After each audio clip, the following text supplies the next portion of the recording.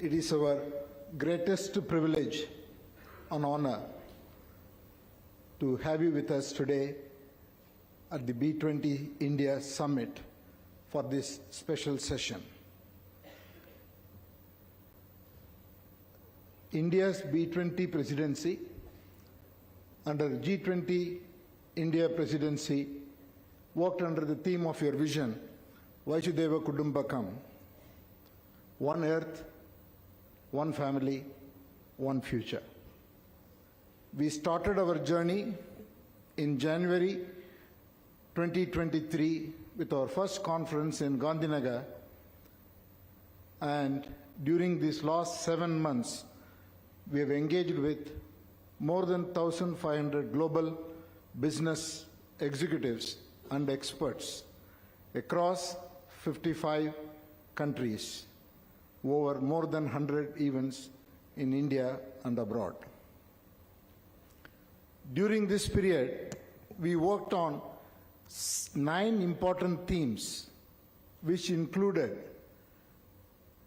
empowerment of women, youth and MSMEs, financing for the global economic recovery, transition towards an artificial intelligence world, building a global resilient supply chain, private sector financing for climate change, integration of Africa and Global South in particular with the global economy, and embedding ESG into every business.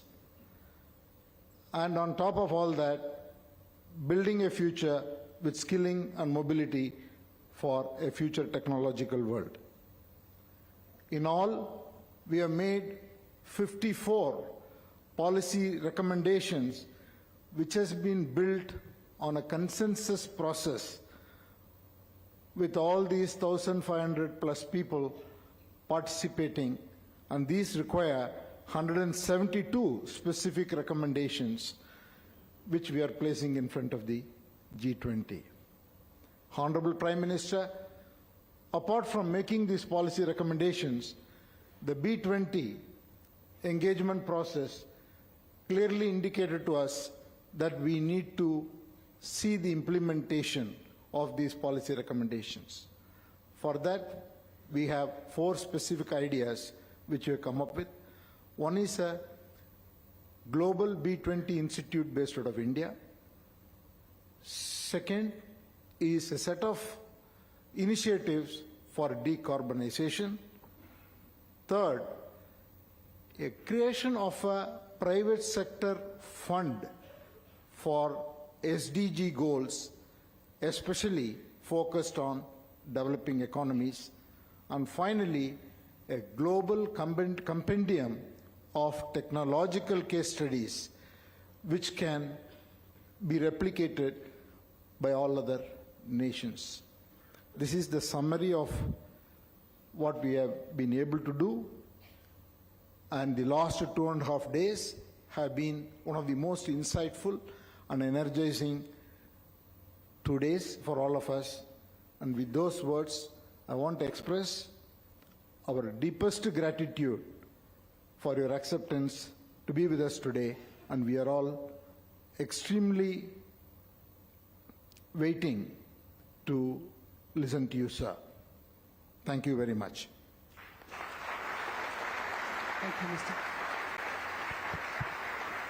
Thank you, Mr. Chandrasekaran.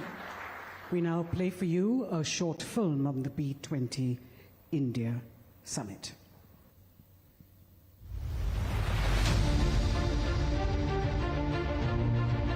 B20 Summit, India. With the fastest growth rate among G20 countries, a GDP of US dollars 3.5 trillion and a population of 1.4 billion people, India, under the leadership of Prime Minister Shri Narendra Modi, has shaped a transformational journey of inclusive development. India's positive macroeconomic fundamentals drive its external engagement to new heights, proactive policies support the growth of entrepreneurship and businesses as the investment environment is holistically transformed. Under India's presidency, G20 India is bringing out new ideas and actions on multiple dimensions of global development. The Business 20, B20 Engagement Group plays a key role in providing policy recommendations to stimulate growth and opportunity. The theme for B20 India 2023 is RAISE, responsible, accelerated, innovative, sustainable and equitable businesses. B20 India advocates transparent and ethical business practices that create social and environmental value, harnessing innovation, technology and entrepreneurship while ensuring equitable benefits. ये दशक और आने वाले 25 साल भारत को लेकर अभूतपूर्व विश्वास के हैं। सबके प्रयास से ही भारत अपने लक्ष्यों को तेजी से प्राप्त करेगा। मैं आप सभी का आह्वान करूंगा कि भारत की विकास यात्रा से ज्यादा जुड़े, और जब भारत की विकास यात्रा से जुड़ते हैं आप, तब भारत आपको विकास की गारंटी देता है। आज भारत की समृद्धि में दुनिया की समृद्धि है। भारत के ग्रोथ में दुनिया की ग्रोथ है। B20 India operated through 7 task forces, 2 action councils on ESG in business and African economic integration. The policy recommendations focus on empowering MSMEs, building digital infrastructure, skilling workers, mobilizing sustainable finance, improving access to digital payments and credit, promoting startups and women entrepreneurship, and driving low-carbon solutions. B20 India engages closely with the G20 process to provide practical, evidence-based recommendations on critical economic issues. With rapidly expanding markets, accelerated policy reforms, and a young and dynamic human talent base, India is on track to becoming the world's 3rd largest economy, unleashing the power of its people, boosting technology and innovation through targeted steps, driving sustainability and climate mitigation, and reaching out globally. India today is the road that leads to the future.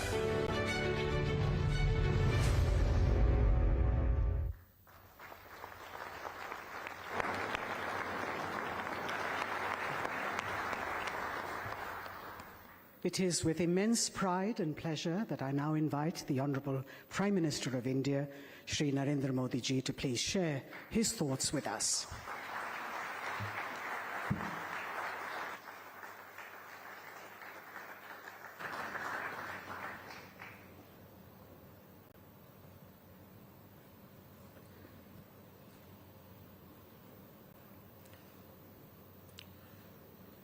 Ladies and gentlemen, distinguished delegates, Namaskar. Welcome to India. Friends, आप सभी business leaders एक ऐसे समय में भारत आए हैं जब हमारे पूरे देश में सेलिब्रेशन का माहौल है।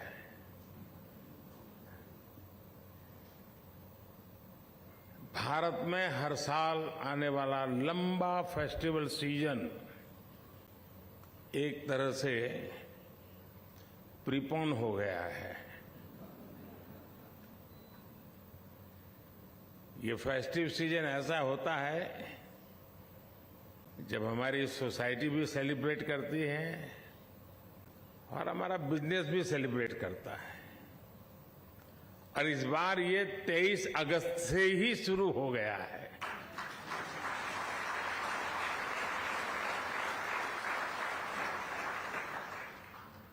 और ये सेलिब्रेशन है चंद्रमा पर चंद्रयान के पहुंचने का।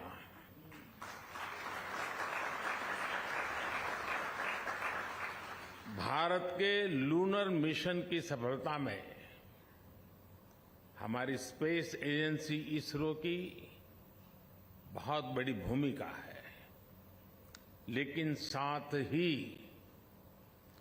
इसमें भारत की इंडस्ट्री ने भी बहुत बड़ा सहयोग किया है। चंद्रयान में यूज किए गए अनेक कंपोनेंट्स हमारी इंडस्ट्री ने, हमारी प्राइवेट कंपनियों ने, हमारे एमएसएमईज ने उसको आवश्यकता के अनुसार तैयार कर समय सीमा पर उपलब्ध कराए हैं। यानी ये साइंस और इंडस्ट्री दोनों की सफलता है। और इम्पोर्टेंट ये भी है, इस बार भारत के साथ साथ पूरी दुनिया इसे सेलिब्रेट कर रही है। ये सेलिब्रेशन एक रिस्पॉन्सिबल स्पेस प्रोग्राम चलाने का है। ये सेलिब्रेशन देश के विकास को एक्सेलरेट करने का है। ये सेलिब्रेशन इनोवेशन का है। ये सेलिब्रेशन स्पेस टेक्नोलॉजी के माध्यम से सस्टेनेबिलिटी और इक्वलिटी लाने का है। और यही तो इस B20 समिट की थीम है, raise.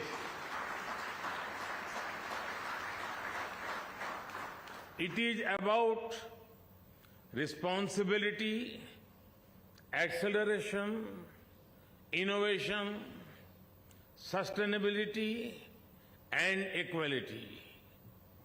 And it is about humanity. It is about one earth, one family, one future. Friends, वैसे तो B20 के थीम रेज में आई है।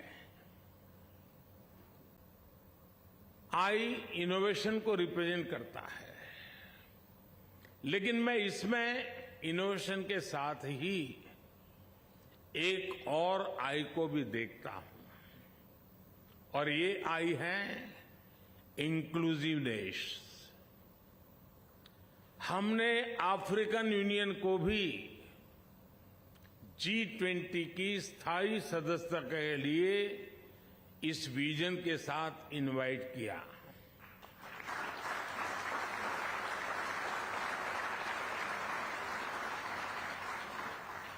B20 में भी अफ्रीका के इकोनॉमिक डेवलपमेंट को एक फोकस एरिया रखा गया है। भारत का मानना है कि ये फोरम अपनी अप्रोच में जितना इंक्लूसिव होगा, उतना ही बड़ा इसका इम्पैक्ट होगा। इससे ग्लोबल इकोनॉमिक चैलेंजेस को हैंडल करने, ग्रोथ को सस्टेनेबल बनाने और यहां लिए गए फैसलों के इम्प्लीमेंटेशन में हमें उतनी ही अधिक सफलता मिलेगी। फ्रेंड्स, कहते हैं कोई भी आपदा आती है, बड़ा संकट आता है, तो वो हमें कुछ न कुछ सबक देकर जाता है, सिखाकर जाता है। 2-3 साल पहले हम दुनिया की सबसे बड़ी महामारी, 100 साल में आए सबसे बड़े संकट से गुजरे हैं। इस संकट ने दुनिया के हर देश को, हर समाज को, हर बिजनेस हाउस को, हर कॉरपोरेट एंटिटी को एक सबक दिया है। सबक ये कि हमें अब जिस चीज पर सबसे ज्यादा इन्वेस्ट करना है वो है आपसी विश्वास, म्यूचुअल ट्रस्ट। कोरोना ने दुनिया में इस आपसी विश्वास को तहस नहस कर दिया है और अविश्वास के इस माहौल में जो देश पूरी संवेदनशीलता के साथ, विनम्रता के साथ विश्वास का झंडा लेकर आपके सामने खड़ा है, वो है भारत।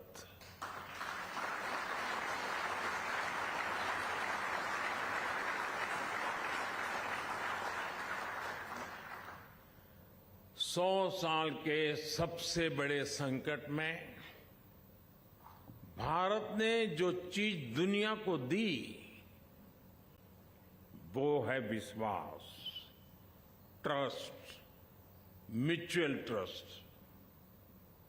जब कोरोना के समय दुनिया को जरूरत थी तो फार्मेसी ऑफ द वर्ल्ड के नाते भारत ने 150 से ज्यादा देशों को दवाइयां उपलब्ध कराई।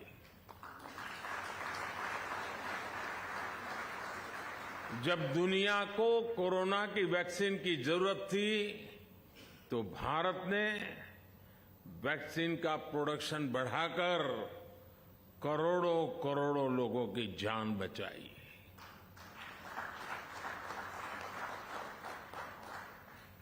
भारत की डेमोक्रेटिक वैल्यूज भारत के एक्शन में दिखती है, भारत के रिस्पांस में दिखती है। भारत की डेमोक्रेटिक वैल्यूज देश के 50 से ज्यादा शहरों में हुई G20 की बैठकों में दिखाई देती है और इसलिए भारत के साथ आपकी पार्टनरशिप बहुत महत्वपूर्ण है। आज भारत में दुनिया का सबसे युवा टैलेंट है। आज भारत इंडस्ट्री 4.0 के इस दौर में डिजिटल रिवॉल्यूशन का चेहरा बना हुआ है। भारत के साथ जितनी आपकी दोस्ती मजबूत होगी उतनी ही समृद्धि दोनों को मिलेगी। You all know business can transform potential into prosperity, obstacles into opportunities, aspirations into achievements. Whether they are small or big, global or local, business can ensure progress for everyone.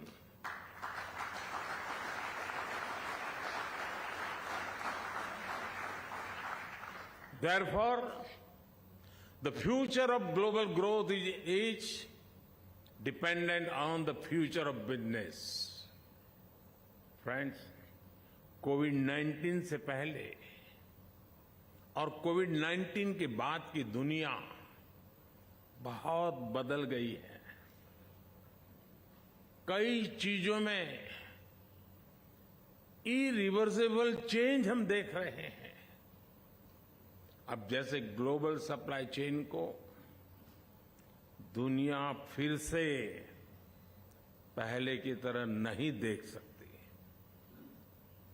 पहले कहा जाता था कि जब तक ग्लोबल सप्लाई चेन इफिशिएंट है तब तक चिंता की कोई बात ही नहीं है। लेकिन ऐसी सप्लाई चेन का और ऐसी सप्लाई चेन एफिशिएंट कही जा सकती है जो तब टूट जाए, और वो भी तब जब उसकी दुनिया को सबसे ज्यादा जरूरत थी। इसलिए आज जब दुनिया इस सवाल से जूझ रही है, तो साथियों मैं आपको विश्वास देता हूं, इस समस्या का समाधान भारत है।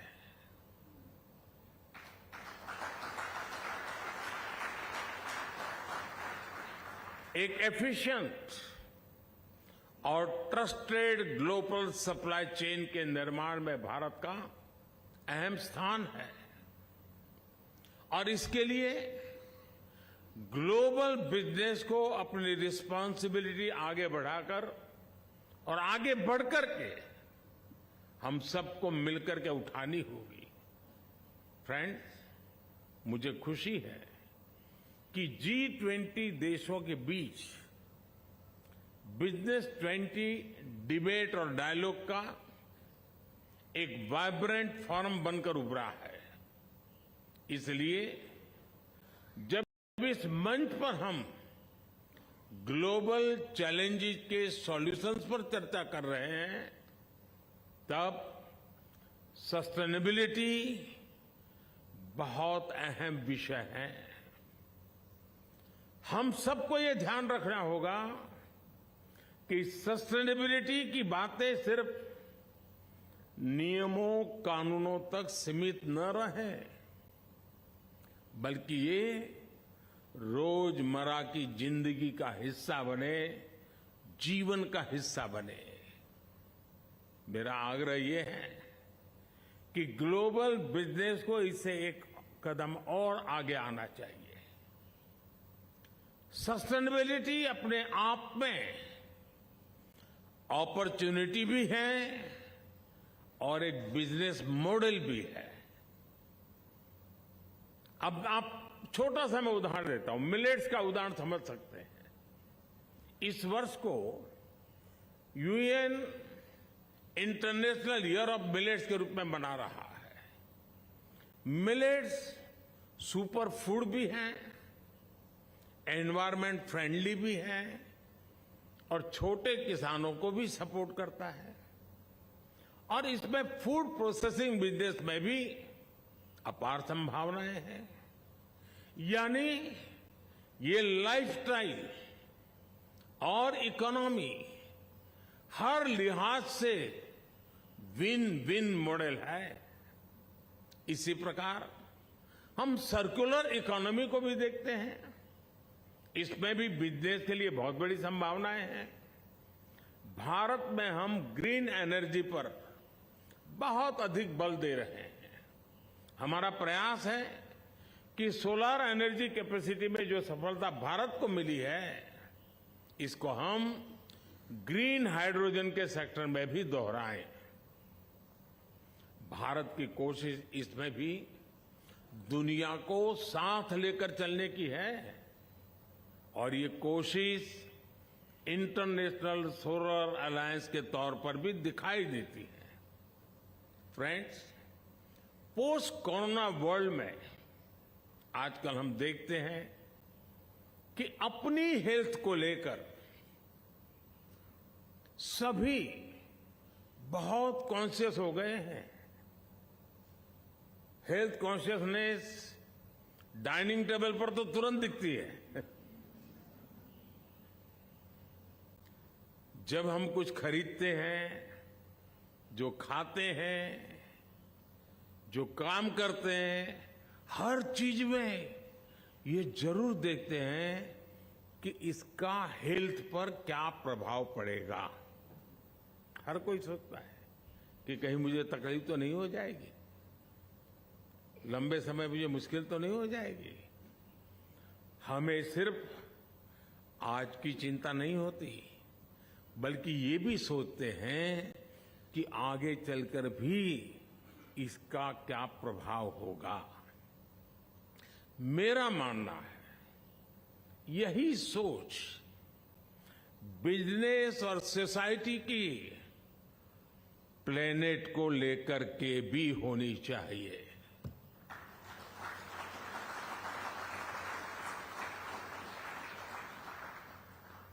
जितनी चिंता मुझे मेरे हेल्थ के लिए हो और मेरी रोजमर्रा की जिंदगी में वो मेरा तराजू हो, तो मेरे रोजमर्रा की जिंदगी में प्लेनेट को क्या इम्पैक्ट होगा, उसकी हेल्थ का क्या होगा, यह भी तो हमारी जिम्मेवारी है।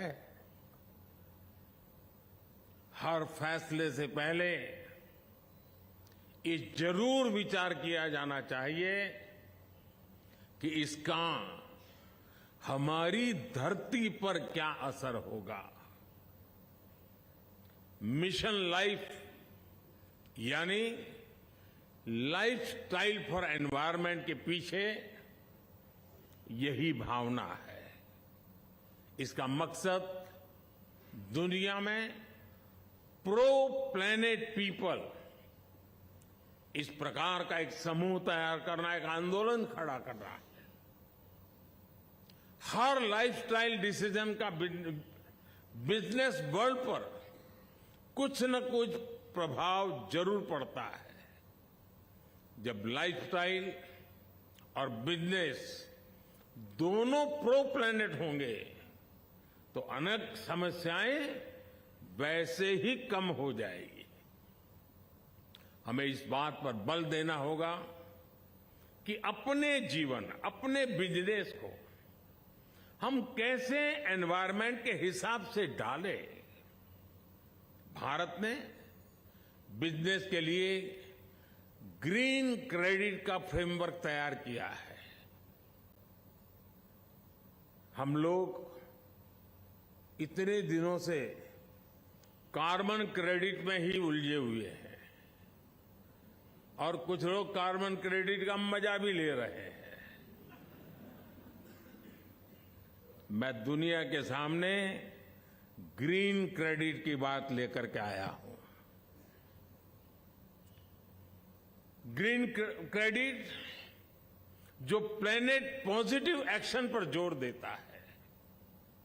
मैं ग्लोबल बिजनेस के सभी दिग्गजों से आग्रह करता हूं, कोई इससे जुड़े और इसे एक ग्लोबल मूवमेंट बनाएं। फ्रेंड्स, हम बिजनेस की ट्रेडिशनल अप्रोच पर भी विचार करना होगा। हम सिर्फ अपने प्रोडक्ट, अपने ब्रांड, अपनी सेल की चिंता तक सीमित रहे, ये काफी नहीं है। एक बिजनेस के रूप में हमें एक ऐसा इकोसिस्टम बनाने पर भी बल देना होगा जो लॉन्ग टर्म में भी लाभ देता रहे। अब जैसे भारत ने बीते समय में जो पॉलिसी इंप्लीमेंट की है, उनके कारण सिर्फ 5 वर्ष में ही लोग करीब करीब 13.5 करोड़ से ज्यादा लोग गरीबी से बाहर आए हैं।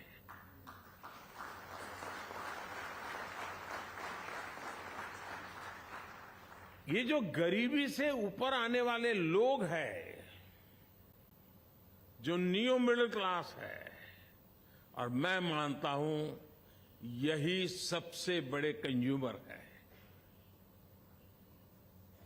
क्योंकि वो एक नए एस्पिरेशंस के साथ आते हैं। जो न्यू मिडिल क्लास भी भारत की ग्रोथ को मोमेंटम दे रहा है। यानी सरकार ने गरीबों के लिए जो काम किया, उसके नेट बेनिफिशियरी हमारे मिडिल क्लास भी हैं और हमारे एमएसएमईज भी हैं। कल्पना कीजिए कि प्रो पुअर गवर्नेंस पर फोकस करने से आने वाले 5-7 साल में कितना बड़ा मिडिल क्लास तैयार होने वाला है।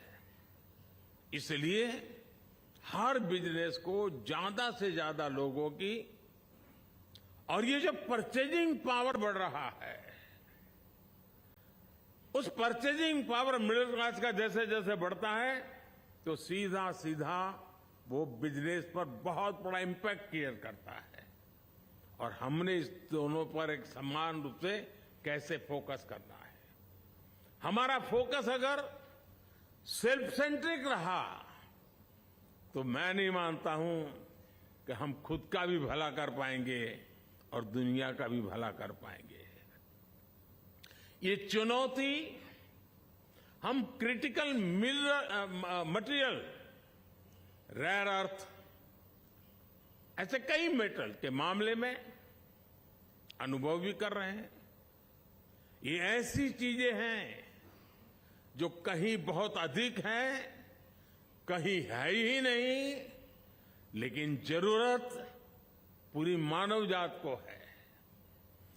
जिसके पास वो अगर इन्हें ग्लोबल रिस्पॉन्सिबिलिटी के रूप में नहीं देखेगा तो ये एक नए कॉलोनियलिज्म के मॉडल को बढ़ावा देगा।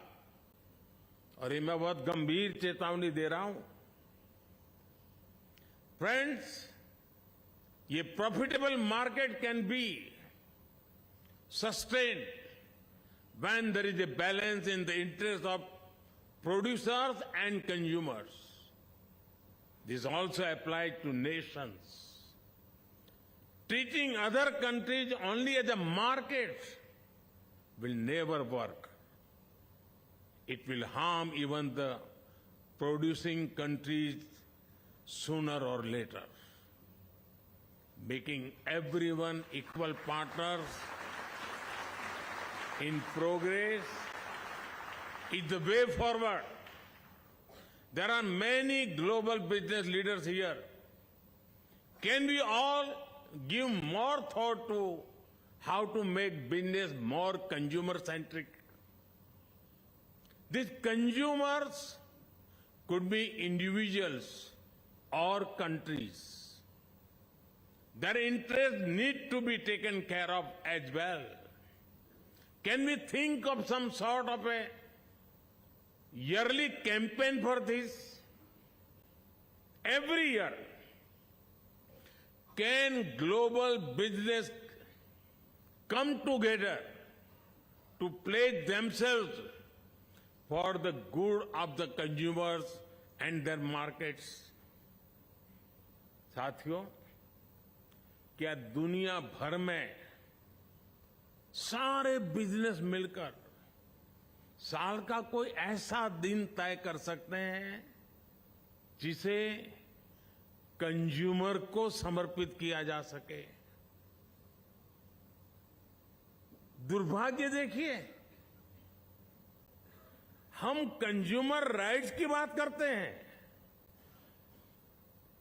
कंज्यूमर राइट्स का डे भी मनाता है दुनिया, उनको करना पड़ रहा है। क्या हम इस चक्र को बदल करके जैसे कार्बन क्रेडिट छोड़ करके ग्रीन क्रेडिट पर जाएं, वैसे कंज्यूमर राइट डे की दुनिया पर मजबूरी के बजाय हम कंज्यूमर केयर की बात करने का नेतृत्व ले सकते हैं? एक बार हम कंज्यूमर केयर डे मनाना शुरू करें, आप कल्पना कीजिए कितना बड़ा पॉजिटिव सिग्नल्स के साथ का एनवायरनमेंट बदल जाएगा। अगर कंज्यूमर की केयर बात होगी तो राइट से जुड़े उनके मुद्दे अपने आप सॉल्व हो जाएंगे साथियों। इसलिए इंटरनेशनल कंज्यूमर केयर डे ऐसी व्यवस्था पर मैं चाहूंगा कि आप सब साथी मिलकर के कुछ सोचिए। इससे बिजनेस और कंज्यूमर के बीच ट्रस्ट को और अधिक सशक्त बनाने में मदद मिलेगी। और हमें याद रखना है कि कंज्यूमर सिर्फ एक ज्योग्राफी के भीतर के रिटेल कंज्यूमर नहीं है, बल्कि अलग अलग देश भी हैं जो global trade, global goods and service के कंज्यूमर है। साथियों, आज जब दुनिया के बड़े बिजनेस लीडर्स यहां जुटे हैं, तब हमारे सामने कुछ और बड़े सवाल भी हैं। इन सवालों के उत्तर से ही बिजनेस और ह्यूमैनिटी का भविष्य तय होगा। और इनके जवाब के लिए आपसी सहयोग जरूरी है। चाहे क्लाइमेट चेंज का विषय हो, एनर्जी सेक्टर की क्राइसिस हो, फूड सप्लाई चेन का असंतुलन हो, वाटर सिक्योरिटी हो, साइबर सिक्योरिटी हो, ऐसे कितने ही विषय हैं जो बिजनेस पर बड़ा इंपैक्ट डालते हैं। इससे मुकाबला करने के लिए हमें अपने साझा प्रयास बढ़ाने होंगे। समय के साथ अब हमारे सामने ऐसे विषय भी जुड़ते जा रहे हैं जिनके बारे में 10-15 साल पहले कोई सोच भी नहीं सकता था। अब जैसे क्रिप्टो करेंसी से जुड़ी चुनौती है, इस मामले में ज्यादा से ज्यादा इंटीग्रेटेड अप्रोच की जरूरत है। मैं समझता हूं इसके लिए एक ग्लोबल फ्रेमवर्क बनाया जाना चाहिए जिसमें सभी स्टेक होल्डर्स का ध्यान रखना चाहिए। आर्टिफिशियल इंटेलिजेंस को लेकर भी इसी प्रकार की अप्रोच की जरूरत है। आज एआई को लेकर दुनिया बहुत एक्साइटमेंट देख ही रही है, लेकिन एक्साइटमेंट के बीच कुछ एथिकल कंसिडरेशन भी है। स्किलिंग और रिस्किलिंग को लेकर एल्गोरिदम बायस और सोसाइटी पर उसके प्रभाव को लेकर चिंता ही जताई जा रही है। ऐसे विषयों को भी हम सबने मिलकर के हल करना होगा। ग्लोबल बिजनेस कम्युनिटीज और सरकारों को मिलकर के ये सुनिश्चित करना होगा कि एथिकल एआई को विस्तार मिले। हमें अलग अलग सेक्टर्स में पोटेंशियल ड्यूरेशंस को भांपना होगा। डिसरप्शन हर बार नजर आ रहा है और हम सोचते हैं, हिसाब लगाते हैं, उससे ज्यादा डिसरप्शन का स्केल, उसका व्याप और उसकी गहराई गंभीर होती जा रही है। इस समस्या का ग्लोबल फ्रेमवर्क, उसके तहत समाधान निकालना होगा। और साथियों, ऐसा नहीं है कि ऐसी चुनौतियां हमारे सामने पहली बार आई है। जब एविएशन सेक्टर बढ़ रहा था, जब फाइनेंशियल सेक्टर बढ़ रहा था, तब भी दुनिया ने ऐसे फ्रेमवर्क बनाए हैं। इसलिए आज मैं B20 को यह आह्वान करूंगा कि नए विषयों पर भी मंथन करे, चिंतन करे। Friends, business have successfully gone beyond borders and boundaries. Now is the time to take business beyond just the bottom line.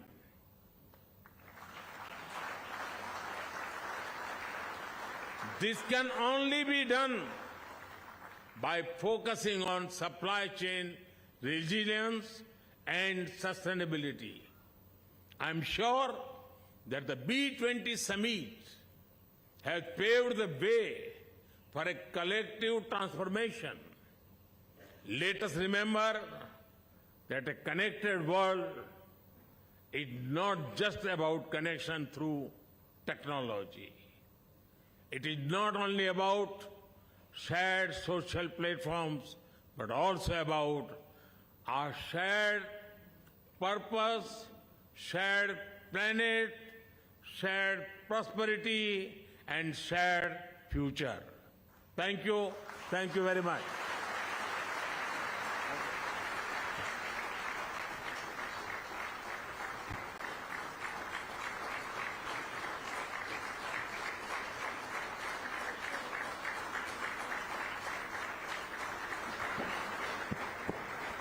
Thank you, Prime Minister, sir.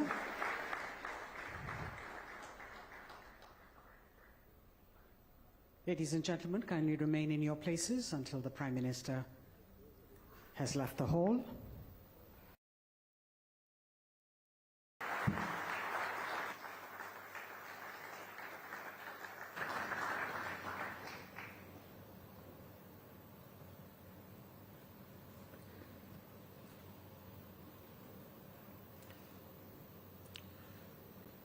Ladies and gentlemen, distinguished delegates, namaskar. Welcome to India. Friends, आप सभी business leaders एक ऐसे समय में भारत आए हैं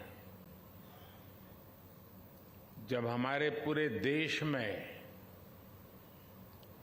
celebration का माहौल है।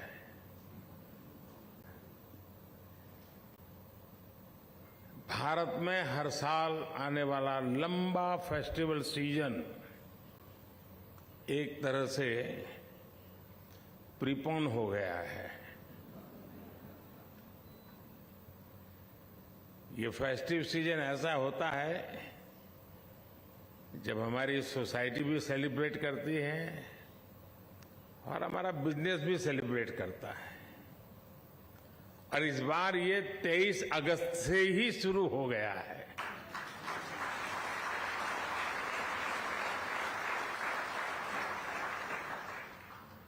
और ये सेलिब्रेशन है चंद्रमा पर चंद्रयान के पहुंचने का।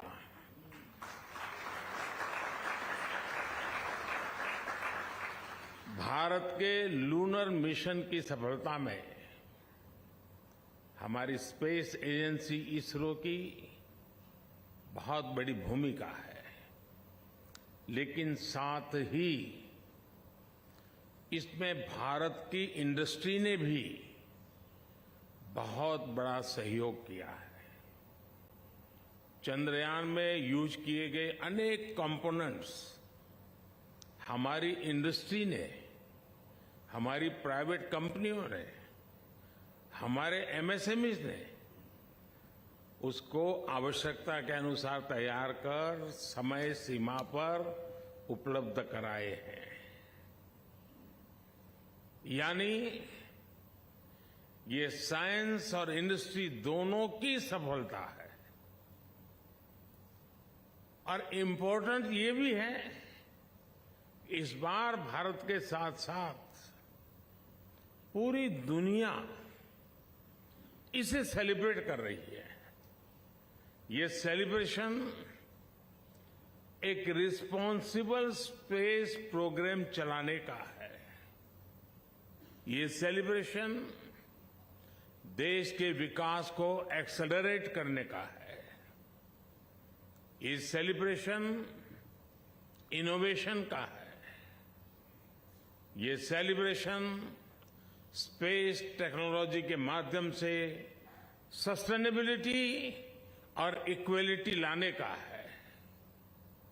और यही तो इस B20 समिट की थीम है, रेज।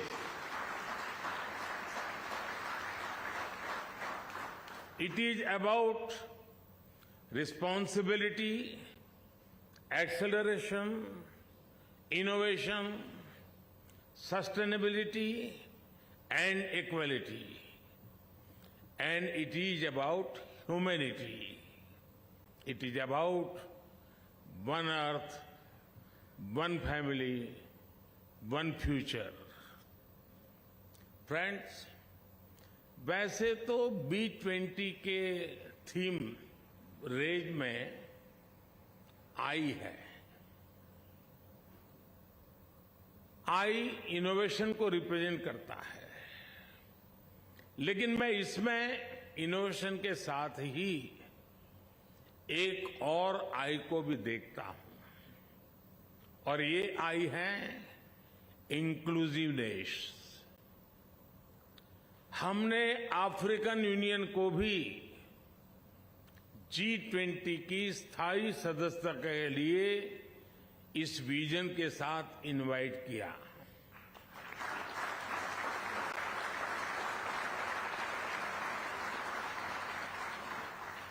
B20 में भी अफ्रीका के इकोनॉमिक डेवलपमेंट को एक फोकस एरिया रखा गया है। भारत का मानना है कि ये फोरम अपनी अप्रोच में जितना इंक्लूसिव होगा उतना ही बड़ा इसका इम्पैक्ट होगा। इससे ग्लोबल इकोनॉमिक चैलेंजेस को हैंडल करने, ग्रोथ को सस्टेनेबल बनाने और यहां लिए गए फैसलों के इम्प्लीमेंटेशन में हमें उतनी ही अधिक सफलता मिलेगी। फ्रेंड्स, कहते हैं कोई भी आपदा आती है, बड़ा संकट आता है, तो वो हमें कुछ न कुछ सबक देकर जाता है, सिखाकर जाता है। 2-3 साल पहले हम दुनिया की सबसे बड़ी महामारी, 100 साल में आए सबसे बड़े संकट से गुजरे हैं। इस संकट ने दुनिया के हर देश को, हर समाज को, हर बिजनेस हाउस को, हर कॉरपोरेट एंटिटी को एक सबक दिया है।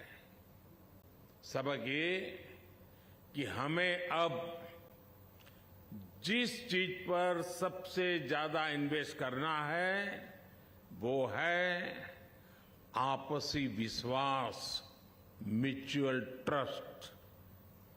कोरोना ने दुनिया में इस आपसी विश्वास को तहस नहस कर दिया है और अविश्वास के इस माहौल में जो देश पूरी संवेदनशीलता के साथ, विनम्रता के साथ विश्वास का झंडा लेकर आपके सामने खड़ा है, वो है भारत।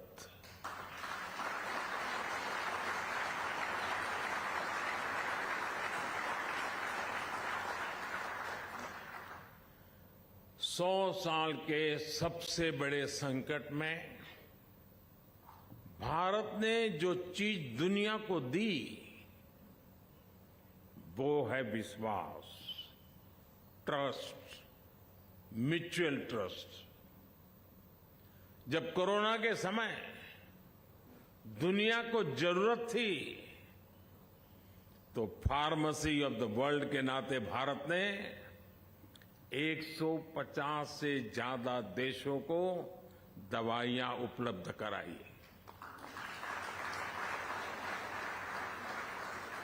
जब दुनिया को कोरोना की वैक्सीन की जरूरत थी तो भारत ने वैक्सीन का प्रोडक्शन बढ़ाकर करोड़ों करोड़ों लोगों की जान बचाई।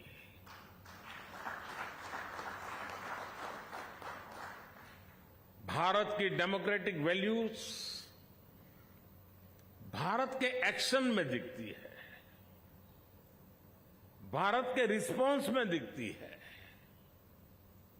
भारत की डेमोक्रेटिक वैल्यूज देश के 50 से ज्यादा शहरों में हुई G20 की बैठकों में दिखाई देती है और इसलिए भारत के साथ आपकी पार्टनरशिप बहुत महत्वपूर्ण है। आज भारत में दुनिया का सबसे युवा टैलेंट है। आज भारत इंडस्ट्री 4.0 के इस दौर में डिजिटल रिवॉल्यूशन का चेहरा बना हुआ है।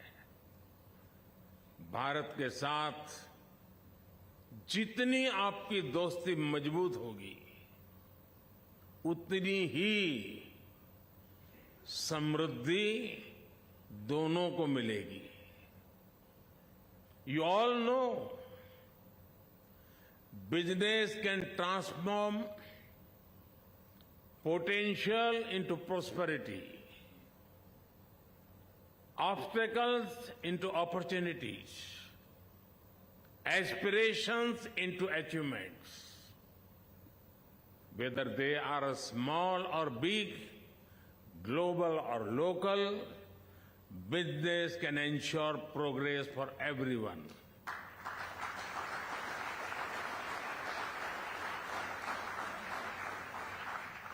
Therefore, the future of global growth is dependent on the future of business. Friends, कोविड-19 से पहले और कोविड-19 के बाद की दुनिया बहुत बदल गई है। कई चीजों में इरिवर्सिबल चेंज हम देख रहे हैं। अब जैसे ग्लोबल सप्लाई चेन को दुनिया फिर से पहले की तरह नहीं देख सकती। पहले कहा जाता था कि जब तक ग्लोबल सप्लाई चेन इफिशिएंट है तब तक चिंता की कोई बात ही नहीं है। लेकिन ऐसी सप्लाई चेन का और ऐसी सप्लाई चेन एफिशिएंट कही जा सकती है जो तब टूट जाए, और वो भी तब जब उसकी दुनिया को सबसे ज्यादा जरूरत थी। इसलिए आज जब दुनिया इस सवाल से जूझ रही है तो साथियों, मैं आपको विश्वास देता हूं, इस समस्या का समाधान भारत है।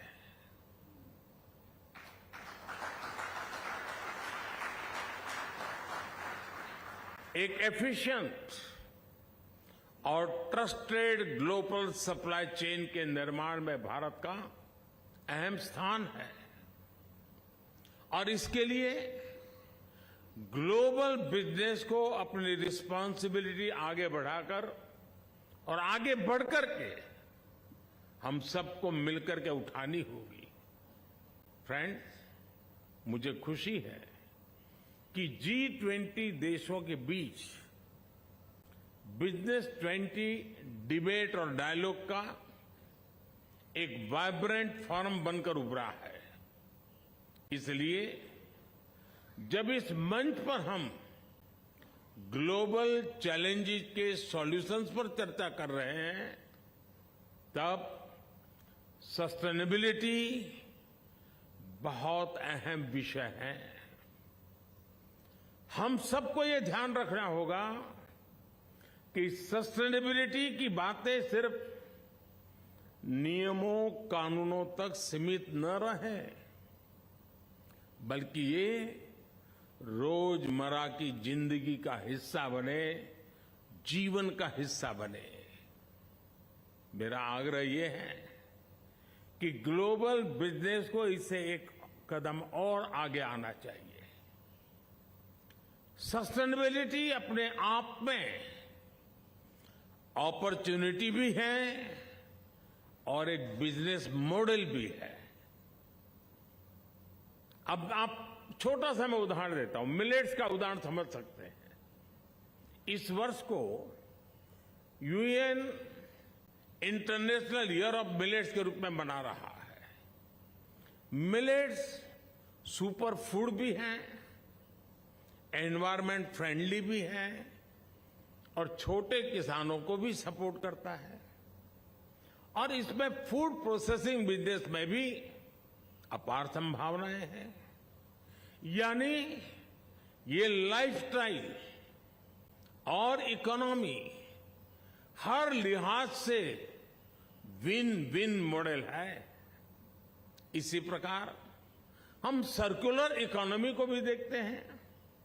इसमें भी बिजनेस के लिए बहुत बड़ी संभावनाएं हैं।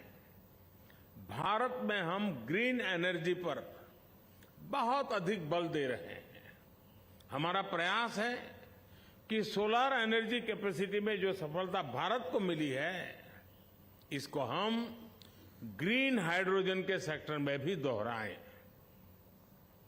भारत की कोशिश इसमें भी दुनिया को साथ लेकर चलने की है, और ये कोशिश इंटरनेशनल सोलर अलायंस के तौर पर भी दिखाई देती है।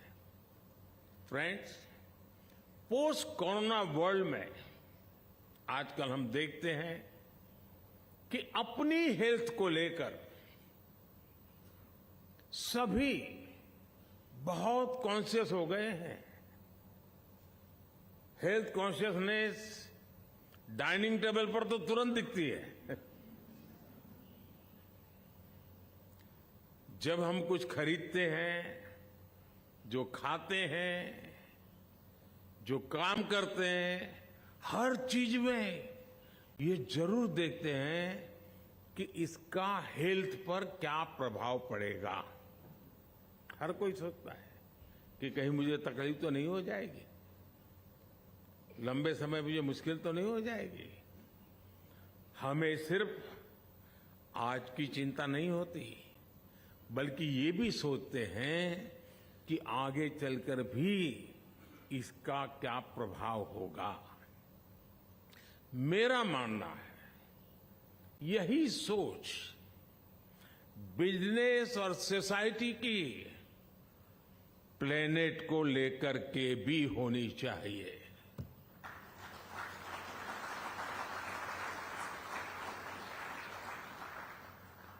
जितनी चिंता मुझे मेरे हेल्थ के लिए हो और मेरी रोजमर्रा की जिंदगी में वो मेरा तराजू हो, तो मेरे रोजमर्रा की जिंदगी में प्लेनेट को क्या इम्पैक्ट होगा, उसकी हेल्थ का क्या होगा, यह भी तो हमारी जिम्मेवारी है। हर फैसले से पहले ये जरूर विचार किया जाना चाहिए कि इसका हमारी धरती पर क्या असर होगा। मिशन लाइफ यानी लाइफस्टाइल फॉर एनवायरनमेंट के पीछे यही भावना है। इसका मकसद दुनिया में प्रो प्लेनेट पीपल, इस प्रकार का एक समूह तैयार करना, एक आंदोलन खड़ा करना है। हर लाइफस्टाइल डिसीजन का बिजनेस वर्ल्ड पर कुछ न कुछ प्रभाव जरूर पड़ता है। जब लाइफस्टाइल और बिजनेस दोनों प्रो प्लेनेट होंगे तो अनेक समस्याएं वैसे ही कम हो जाएगी। हमें इस बात पर बल देना होगा कि अपने जीवन, अपने बिजनेस को हम कैसे एनवायरनमेंट के हिसाब से डालें। भारत ने बिजनेस के लिए ग्रीन क्रेडिट का फ्रेमवर्क तैयार किया है। हम लोग इतने दिनों से कार्बन क्रेडिट में ही उलझे हुए हैं और कुछ लोग कार्बन क्रेडिट का मजा भी ले रहे हैं। मैं दुनिया के सामने ग्रीन क्रेडिट की बात लेकर के आया हूं। ग्रीन क्रेडिट जो प्लेनेट पॉजिटिव एक्शन पर जोर देता है। मैं ग्लोबल बिजनेस के सभी दिग्गजों से आग्रह करता हूं, कोई इससे जुड़े और इसे एक ग्लोबल मूवमेंट बनाएं। फ्रेंड्स, हम बिजनेस की ट्रेडिशनल अप्रोच पर भी विचार करना होगा। हम सिर्फ अपने प्रोडक्ट, अपने ब्रांड, अपनी सेल की चिंता तक सीमित रहे, ये काफी नहीं है। एक बिजनेस के रूप में हमें एक ऐसा इकोसिस्टम बनाने पर भी बल देना होगा जो लॉन्ग टर्म में भी लाभ देता रहे। अब जैसे भारत ने बीते समय में जो पॉलिसी इंप्लीमेंट की है, उनके कारण सिर्फ 5 वर्ष में ही लोग करीब 13.5 करोड़ से ज्यादा लोग गरीबी से बाहर आए हैं।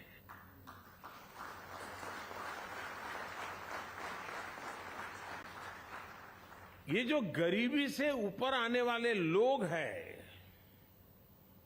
जो न्यू मिडिल क्लास है, और मैं मानता हूं यही सबसे बड़े कंज्यूमर है,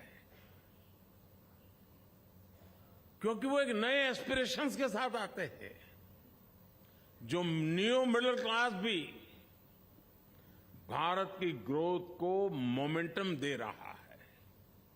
यानी सरकार ने गरीबों के लिए जो काम किया उसके नेट बेनिफिशियरी हमारे मिडिल क्लास भी हैं और हमारे एमएसएमईज भी हैं। कल्पना कीजिए कि प्रो पुअर गवर्नेंस पर फोकस करने से आने वाले 5-7 साल में कितना बड़ा मिडिल क्लास तैयार होने वाला है। इसलिए हर बिजनेस को ज्यादा से ज्यादा लोगों की, और ये जो परचेजिंग पावर बढ़ रहा है, उस परचेजिंग पावर मिडिल क्लास का जैसे जैसे बढ़ता है तो सीधा सीधा वो बिजनेस पर बहुत बड़ा इम्पैक्ट क्रिएट करता है। और हमने इस दोनों पर एक समान रूप से कैसे फोकस करना है। हमारा फोकस अगर सेल्फ सेंट्रिक रहा तो मैं नहीं मानता हूं कि हम खुद का भी भला कर पाएंगे और दुनिया का भी भला कर पाएंगे। ये चुनौती हम क्रिटिकल मटेरियल, रेयर अर्थ, ऐसे कई मेटल के मामले में अनुभव भी कर रहे हैं। ये ऐसी चीजें हैं जो कहीं बहुत अधिक हैं, कहीं है ही नहीं, लेकिन जरूरत पूरी मानव जात को है। जिसके पास वो अगर इन्हें ग्लोबल रिस्पॉन्सिबिलिटी के रूप में नहीं देखेगा तो ये एक नए कॉलोनियलिज्म के मॉडल को बढ़ावा देगा। और ये मैं बहुत गंभीर चेतावनी दे रहा हूं। फ्रेंड्स, ये profitable market can be sustained when there is a balance in the interest of producers and consumers. This also applies to nations. Treating other countries only as a market will never work.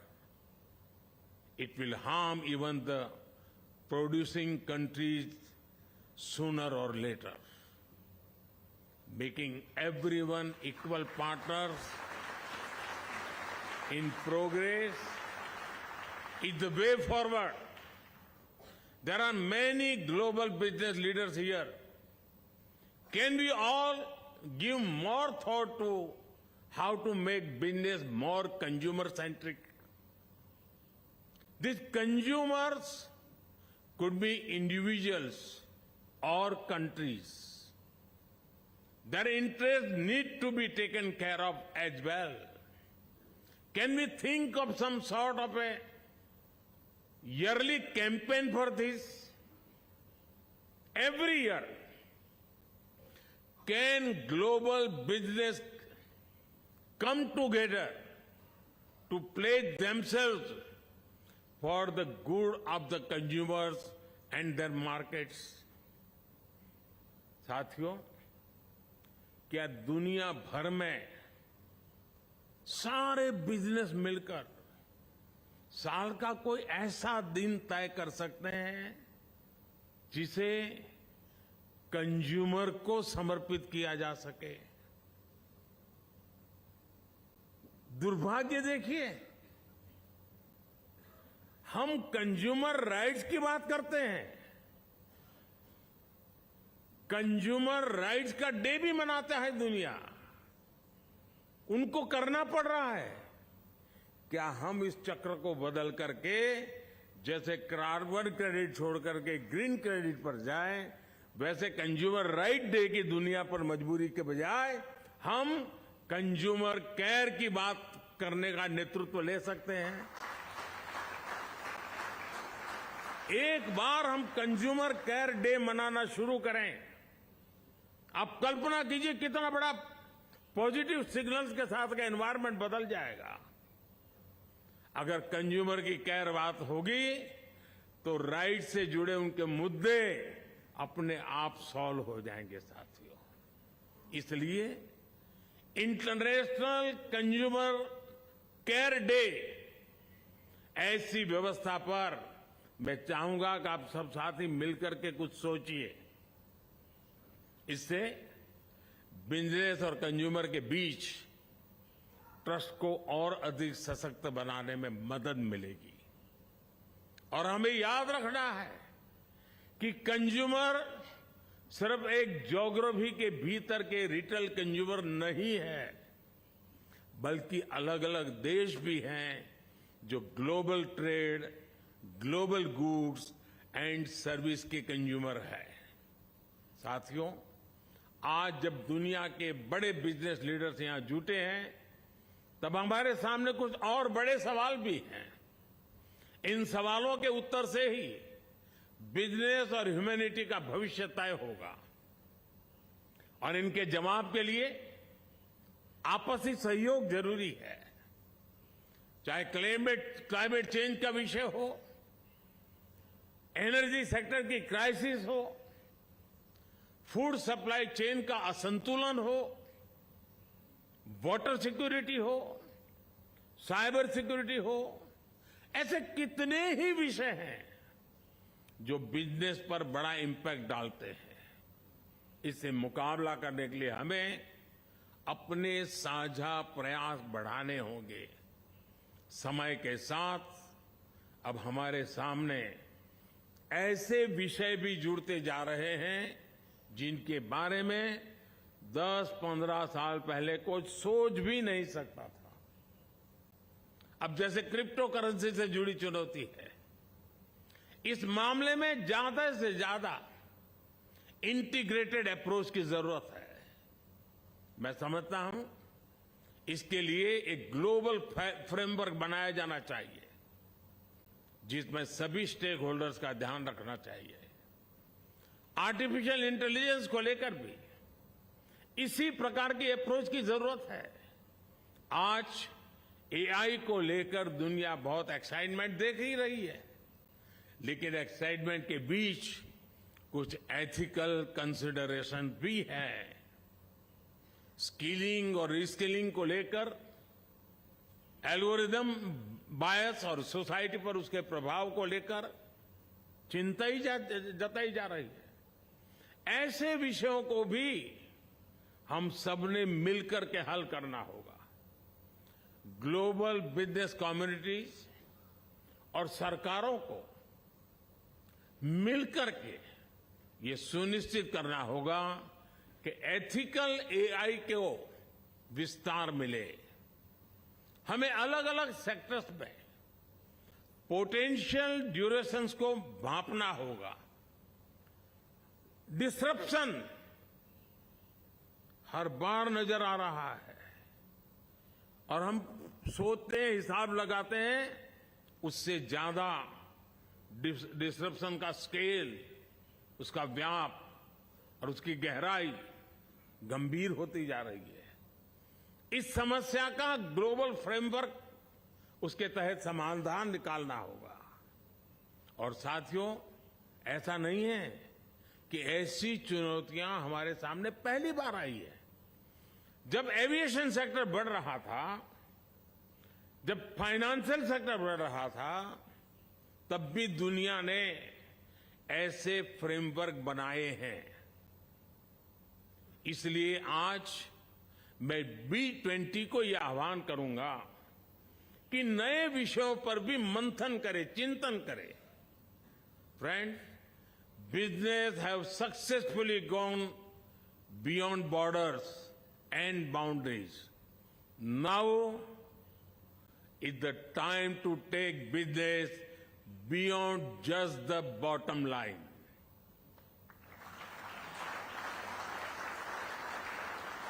This can only be done by focusing on supply chain resilience and sustainability. I'm sure that the B20 summit has paved the way for a collective transformation.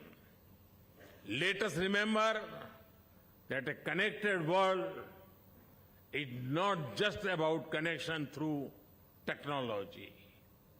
It is not only about shared social platforms, but also about our shared purpose, shared planet, shared prosperity, and shared future.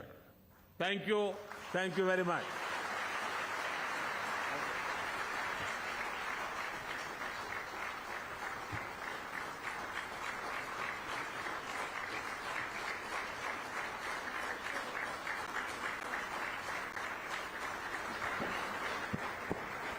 Thank you, Prime Minister, sir.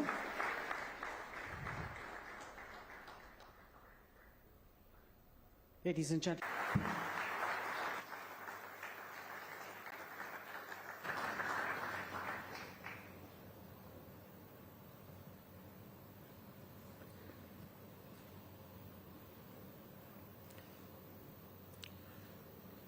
Ladies and gentlemen,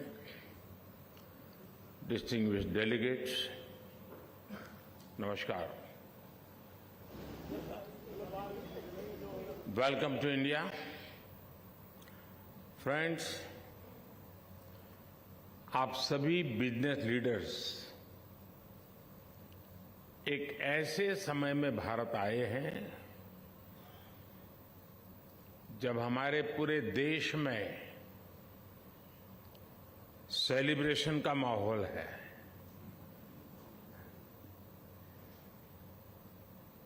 Bharat में हर साल आने वाला लंबा festival season एक तरह से prepone हो गया है। ये फेस्टिव सीजन ऐसा होता है जब हमारी सोसाइटी भी सेलिब्रेट करती है और हमारा बिजनेस भी सेलिब्रेट करता है। और इस बार ये 23 अगस्त से ही शुरू हो गया है।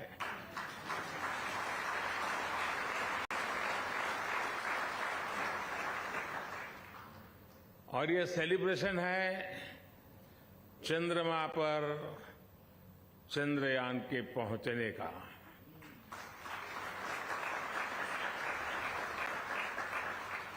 भारत के लूनर मिशन की सफलता में हमारी स्पेस एजेंसी इसरो की बहुत बड़ी भूमिका है, लेकिन साथ ही इसमें भारत की इंडस्ट्री ने भी बहुत बड़ा सहयोग किया है।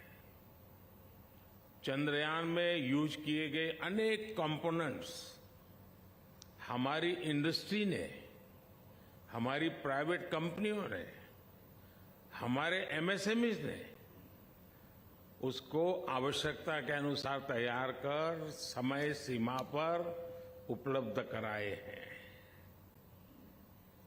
यानी ये साइंस और इंडस्ट्री दोनों की सफलता है।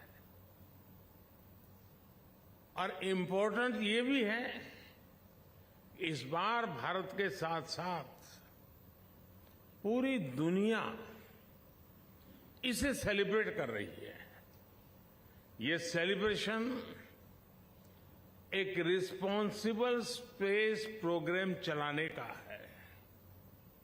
ये सेलिब्रेशन देश के विकास को एक्सेलरेट करने का है।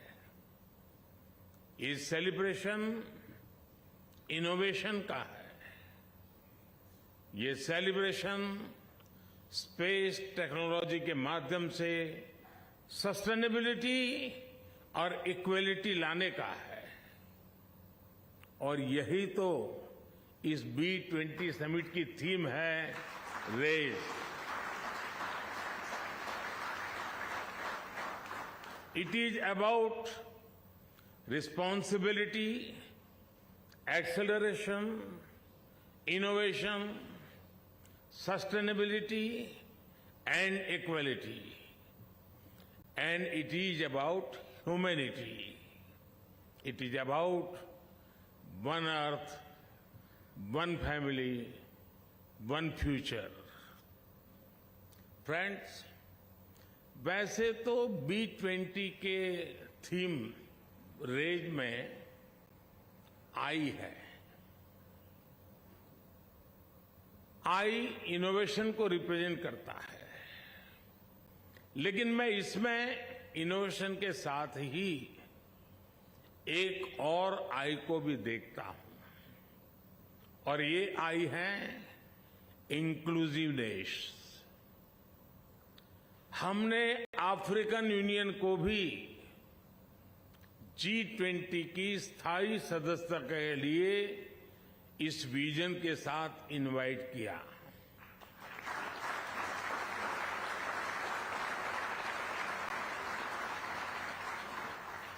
B20 में भी अफ्रीका के इकोनॉमिक डेवलपमेंट को एक फोकस एरिया रखा गया है। भारत का मानना है कि ये फोरम अपनी अप्रोच में जितना इंक्लूसिव होगा, उतना ही बड़ा इसका इम्पैक्ट होगा। इससे ग्लोबल इकोनॉमिक चैलेंजेस को हैंडल करने, ग्रोथ को सस्टेनेबल बनाने और यहां लिए गए फैसलों के इम्प्लीमेंटेशन में हमें उतनी ही अधिक सफलता मिलेगी। फ्रेंड्स, कहते हैं कोई भी आपदा आती है, बड़ा संकट आता है, तो वो हमें कुछ न कुछ सबक देकर जाता है, सिखाकर जाता है। 2-3 साल पहले हम दुनिया की सबसे बड़ी महामारी, 100 साल में आए सबसे बड़े संकट से गुजरे हैं। इस संकट ने दुनिया के हर देश को, हर समाज को, हर बिजनेस हाउस को, हर कॉरपोरेट एंटिटी को एक सबक दिया है। सबक ये कि हमें अब जिस चीज पर सबसे ज्यादा इन्वेस्ट करना है, वो है आपसी विश्वास, म्यूचुअल ट्रस्ट। कोरोना ने दुनिया में इस आपसी विश्वास को तहस नहस कर दिया है, और अविश्वास के इस माहौल में जो देश पूरी संवेदनशीलता के साथ, विनम्रता के साथ विश्वास का झंडा लेकर आपके सामने खड़ा है, वो है भारत।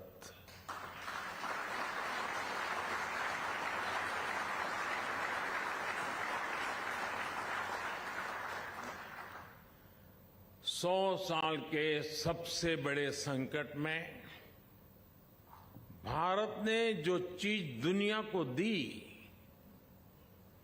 वो है विश्वास, ट्रस्ट, म्यूचुअल ट्रस्ट।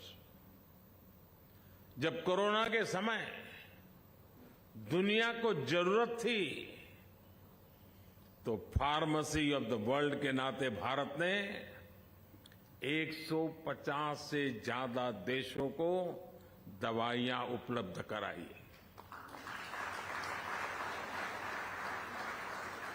जब दुनिया को कोरोना की वैक्सीन की जरूरत थी, तो भारत ने वैक्सीन का प्रोडक्शन बढ़ाकर करोड़ों करोड़ों लोगों की जान बचाई।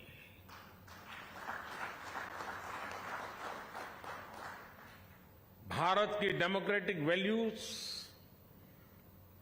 भारत के एक्शन में दिखती है, भारत के रिस्पांस में दिखती है।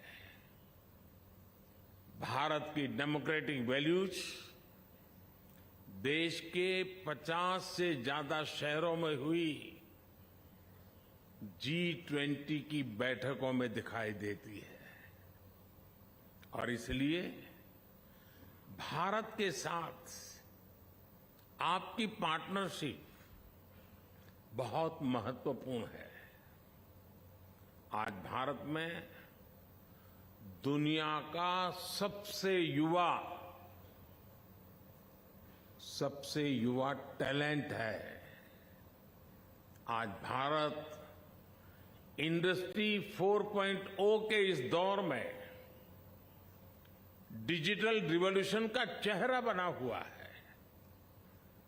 भारत के साथ जितनी आपकी दोस्ती मजबूत होगी, उतनी ही समृद्धि दोनों को मिलेगी। You all know business can transform potential into prosperity, obstacles into opportunities, aspirations into achievements. Whether they are small or big, global or local, business can ensure progress for everyone.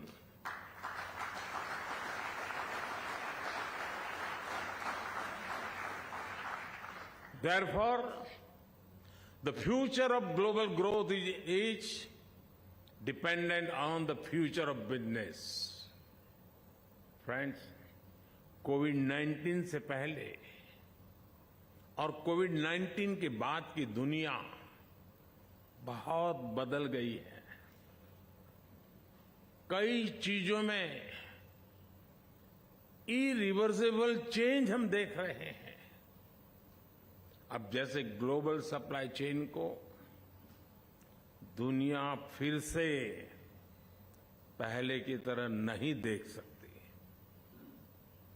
पहले कहा जाता था कि जब तक ग्लोबल सप्लाई चेन इफिशिएंट है, तब तक चिंता की कोई बात ही नहीं है। लेकिन ऐसी सप्लाई चेन का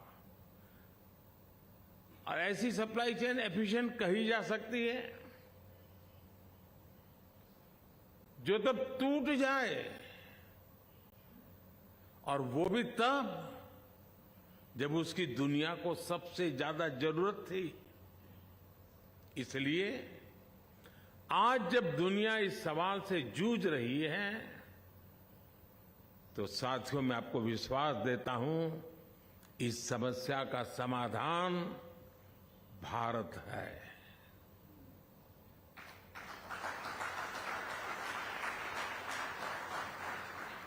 एक एफिशिएंट और ट्रस्टेड ग्लोबल सप्लाई चेन के निर्माण में भारत का अहम स्थान है, और इसके लिए ग्लोबल बिजनेस को अपनी रिस्पांसिबिलिटी आगे बढ़ाकर और आगे बढ़कर के हम सबको मिलकर के उठानी होगी।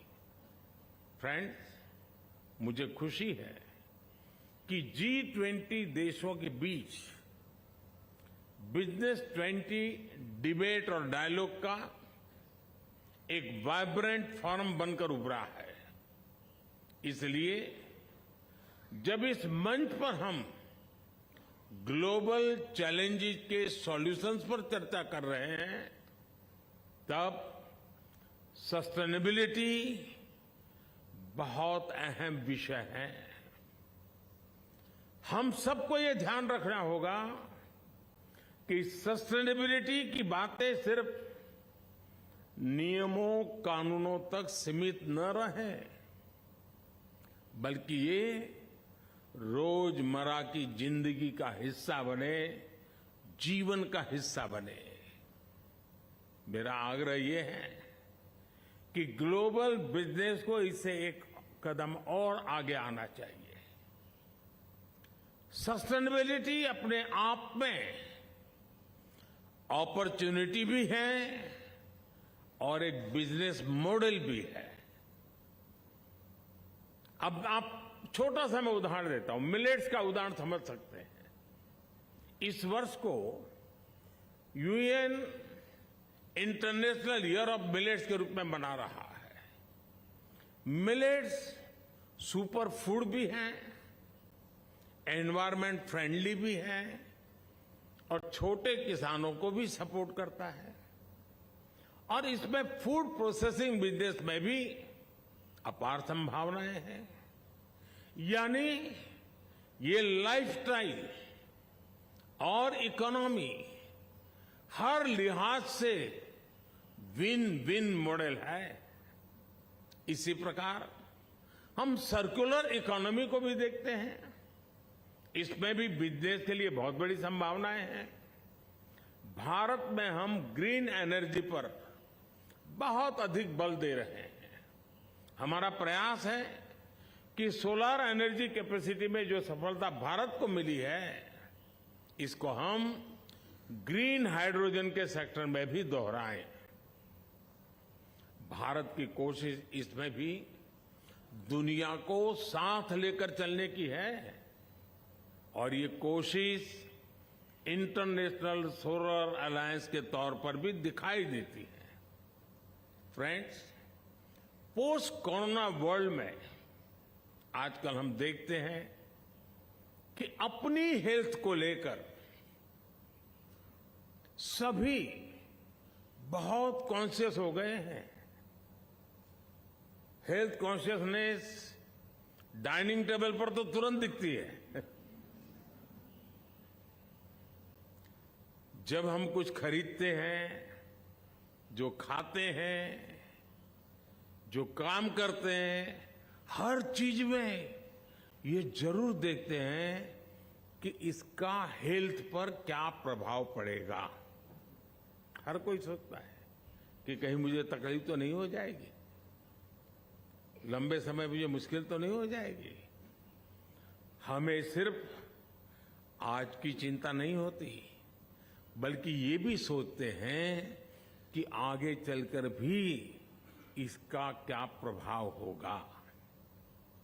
मेरा मानना है यही सोच बिजनेस और सोसाइटी की प्लेनेट को लेकर के भी होनी चाहिए।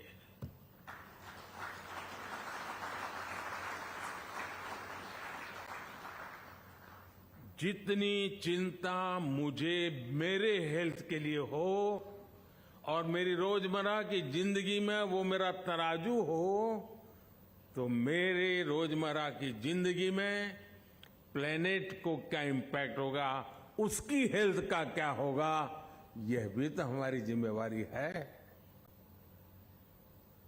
हर फैसले से पहले ये जरूर विचार किया जाना चाहिए कि इसका हमारी धरती पर क्या असर होगा। मिशन लाइफ यानी लाइफस्टाइल फॉर एनवायरनमेंट के पीछे यही भावना है। इसका मकसद दुनिया में प्रो प्लैनेट पीपल, इस प्रकार का एक समूह तैयार करना, एक आंदोलन खड़ा करना है। हर लाइफस्टाइल डिसीजन का बिजनेस वर्ल्ड पर कुछ न कुछ प्रभाव जरूर पड़ता है। जब लाइफस्टाइल और बिजनेस दोनों प्रो प्लैनेट होंगे तो अनेक समस्याएं वैसे ही कम हो जाएगी। हमें इस बात पर बल देना होगा कि अपने जीवन, अपने बिजनेस को हम कैसे एनवायरनमेंट के हिसाब से डालें। भारत ने बिजनेस के लिए ग्रीन क्रेडिट का फ्रेमवर्क तैयार किया है। हम लोग इतने दिनों से कार्बन क्रेडिट में ही उलझे हुए हैं और कुछ लोग कार्बन क्रेडिट का मजा भी ले रहे हैं। मैं दुनिया के सामने ग्रीन क्रेडिट की बात लेकर के आया हूं। ग्रीन क्रेडिट जो प्लैनेट पॉजिटिव एक्शन पर जोर देता है। मैं ग्लोबल बिजनेस के सभी दिग्गजों से आग्रह करता हूं, कोई इससे जुड़े और इसे एक ग्लोबल मूवमेंट बनाएं। फ्रेंड्स, हम बिजनेस की ट्रेडिशनल अप्रोच पर भी विचार करना होगा। हम सिर्फ अपने प्रोडक्ट, अपने ब्रांड, अपनी सेल की चिंता तक सीमित रहे, ये काफी नहीं है। एक बिजनेस के रूप में हमें एक ऐसा इकोसिस्टम बनाने पर भी बल देना होगा जो लॉन्ग टर्म में भी लाभ देता रहे। अब जैसे भारत ने बीते समय में जो पॉलिसी इंप्लीमेंट की है, उनके कारण सिर्फ 5 वर्ष में ही लोग करीब करीब 13.5 करोड़ से ज्यादा लोग गरीबी से बाहर आए हैं।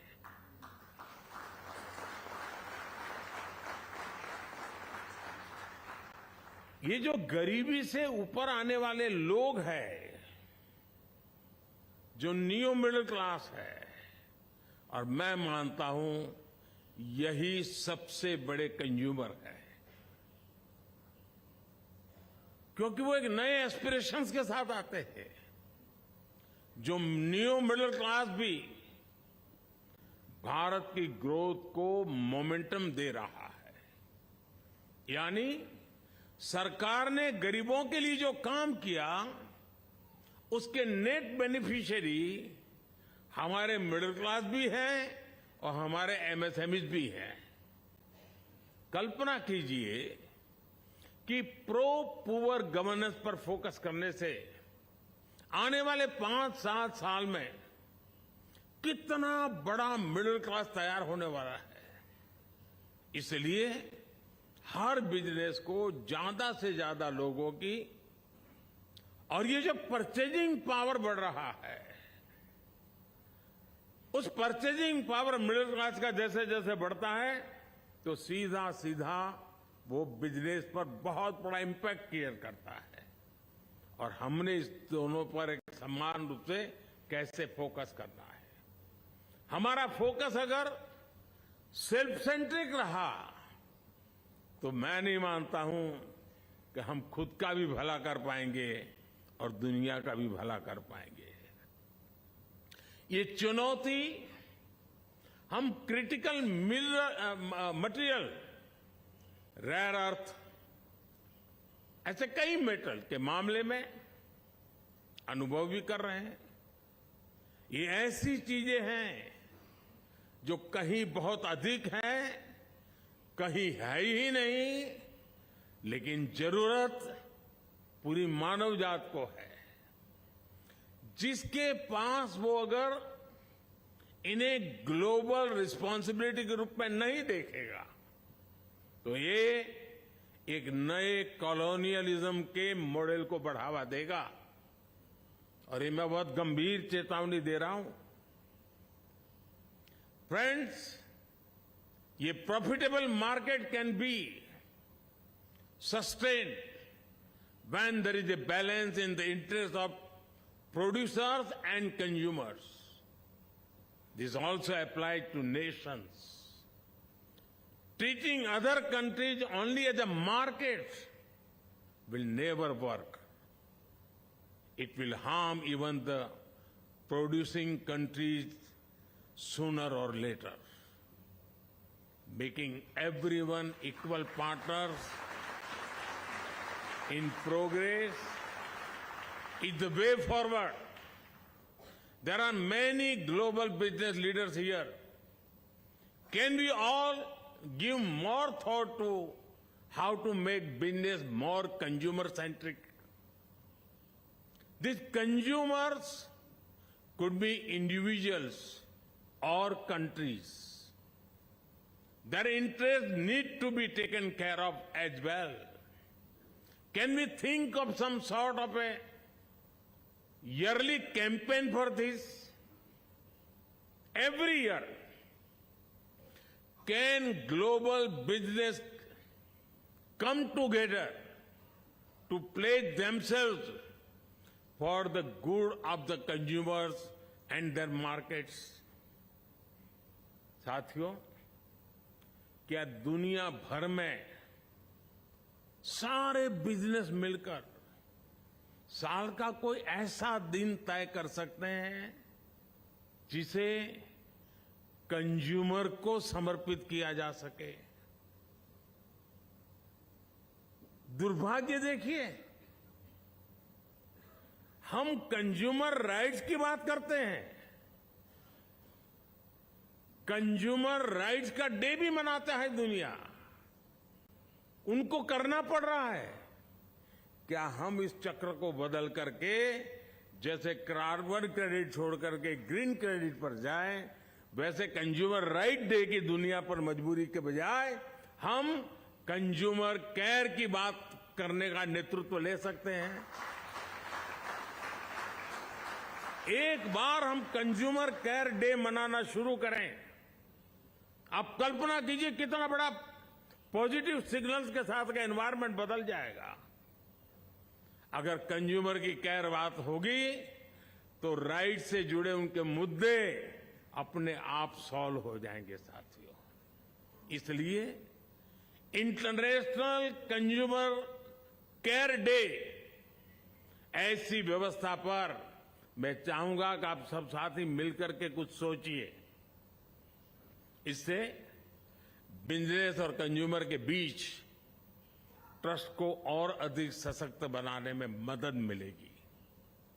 और हमें याद रखना है कि कंज्यूमर सिर्फ एक ज्योग्राफी के भीतर के रिटेल कंज्यूमर नहीं है, बल्कि अलग अलग देश भी हैं जो global trade, global goods and service के कंज्यूमर है। साथियों, आज जब दुनिया के बड़े बिजनेस लीडर्स यहां जुटे हैं, तब हमारे सामने कुछ और बड़े सवाल भी हैं। इन सवालों के उत्तर से ही बिजनेस और ह्यूमैनिटी का भविष्य तय होगा। और इनके जवाब के लिए आपसी सहयोग जरूरी है। चाहे क्लाइमेट चेंज का विषय हो, एनर्जी सेक्टर की क्राइसिस हो, फूड सप्लाई चेन का असंतुलन हो, वाटर सिक्योरिटी हो, साइबर सिक्योरिटी हो, ऐसे कितने ही विषय हैं जो बिजनेस पर बड़ा इंपैक्ट डालते हैं। इससे मुकाबला करने के लिए हमें अपने साझा प्रयास बढ़ाने होंगे। समय के साथ अब हमारे सामने ऐसे विषय भी जुड़ते जा रहे हैं जिनके बारे में 10-15 साल पहले कोई सोच भी नहीं सकता था। अब जैसे क्रिप्टो करेंसी से जुड़ी चुनौती है, इस मामले में ज्यादा से ज्यादा इंटीग्रेटेड अप्रोच की जरूरत है। मैं समझता हूं इसके लिए एक ग्लोबल फ्रेमवर्क बनाया जाना चाहिए जिसमें सभी स्टेक होल्डर्स का ध्यान रखना चाहिए। आर्टिफिशियल इंटेलिजेंस को लेकर भी इसी प्रकार की अप्रोच की जरूरत है। आज एआई को लेकर दुनिया बहुत एक्साइटमेंट देख ही रही है, लेकिन एक्साइटमेंट के बीच कुछ एथिकल कंसिडरेशन भी है। स्किलिंग और रिस्किलिंग को लेकर एल्गोरिदम बायस और सोसाइटी पर उसके प्रभाव को लेकर चिंता ही जताई जा रही है। ऐसे विषयों को भी हम सबने मिलकर के हल करना होगा। ग्लोबल बिजनेस कम्युनिटीज और सरकारों को मिलकर के ये सुनिश्चित करना होगा कि एथिकल एआई को विस्तार मिले। हमें अलग अलग सेक्टर्स में पोटेंशियल ड्यूरेशंस को भांपना होगा। डिसरप्शन हर बार नजर आ रहा है और हम सोचते हैं, हिसाब लगाते हैं, उससे ज्यादा डिसरप्शन का स्केल, उसका व्याप और उसकी गहराई गंभीर होती जा रही है। इस समस्या का ग्लोबल फ्रेमवर्क, उसके तहत समाधान निकालना होगा। और साथियों, ऐसा नहीं है कि ऐसी चुनौतियां हमारे सामने पहली बार आई है। जब एविएशन सेक्टर बढ़ रहा था, जब फाइनेंशियल सेक्टर बढ़ रहा था, तब भी दुनिया ने ऐसे फ्रेमवर्क बनाए हैं। इसलिए आज मैं B20 को यह आह्वान करूंगा कि नए विषयों पर भी मंथन करे, चिंतन करे. Friends, business have successfully gone beyond borders and boundaries. Now is the time to take business beyond just the bottom line.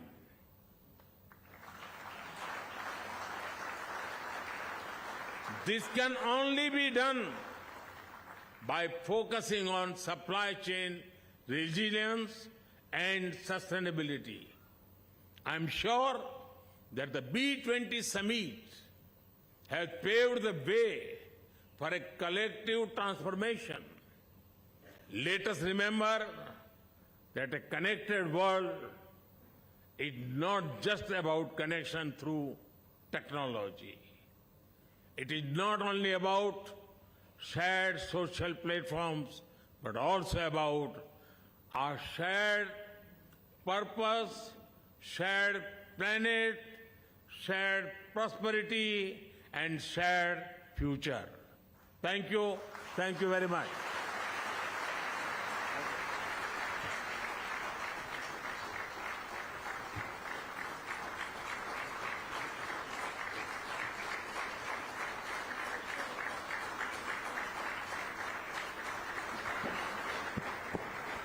Thank you, Prime Minister, sir.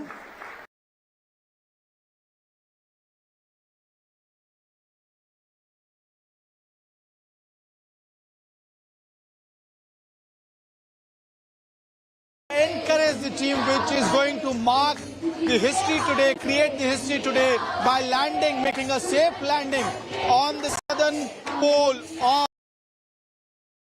of moon. Chandrayaan पे तिरंगा लहरा दो. इंडिया वाले अपना है दिन ये आज का, दुनिया से जाके बोल दो, बोल दो, ऐसे जागो रे साथियों, दुनिया की आंखें खोल दो, खोल दो, लहरा दो, चंद्रमा पे तिरंगा लहरा दो. ठीक है. I want to go across to Nabila, who's at the Nehru Planetarium in the national capital as well. Nabila, 20 minutes to go for all the action to start with the landing sequence. What's the atmosphere at the famous Nehru Planetarium in Delhi? Well, right, I'm at the Nehru Planetarium, Shiv, and I'd like to focus a little on these installations that have been placed here. Of course, a bunch of enthusiastic space enthusiasts who are joining me right here. This is the installation that's to welcome the people who are coming into the planetarium to watch the Chandrayaan-3 successful mission. The Vikram lander in barely about 1 hour's time is going to be landing on the moon, and this is what's actually catching attention of people who are coming in. These are the kids here. If I may get a word from them, he's a budding scientist. That's what he wants to be. Today is a momentous day for India. You're here at the planetarium. What are you hoping to watch? I am hoping to watch a great landing call by the rover today. And I hope India has many more successful missions like the one today, which we all hope for. What's going to be the challenges in your view? Of course, our prayers are that it is a success, but what are the delicacies? Okay, basically, some of the sensors could fail, the propulsion systems could stop working well. There could be a lot of challenges we could face, but our scientists are really clever. And scientists are really clever. You know, that's the hope that bunch of them have. What do you think? So 5 decades, Shiv, 5 decades that countries across the globe have been attempting on a moon mission. Many of them, in fact, Russia attempted it 27 times, successful only 7 times. India's 3rd mission, and we're super confident. We landed for the first time on the moon. Absolutely, found water on the moon. We landed on the first time with the Mars when no other country could, and we'll do the same on the moon. We'll do the same on the moon. This is a quick look at the Chandrayaan-3, and these are installations. If I can ask my camera to give a quick pan of what the Nehru Stadium here in Delhi, Nehru Planetarium looks like. This is all the media frenzy here. Of course, Shiv, I'm also being told that people from the Supreme Court, some of the advocates, maybe some judges are also going to come by at the planetarium to have a good close look at the Chandrayaan-3 landing. It's all relayed live right here. Screens that have been put across. National capital is, of course, buzzing, and the mood is surely upbeat.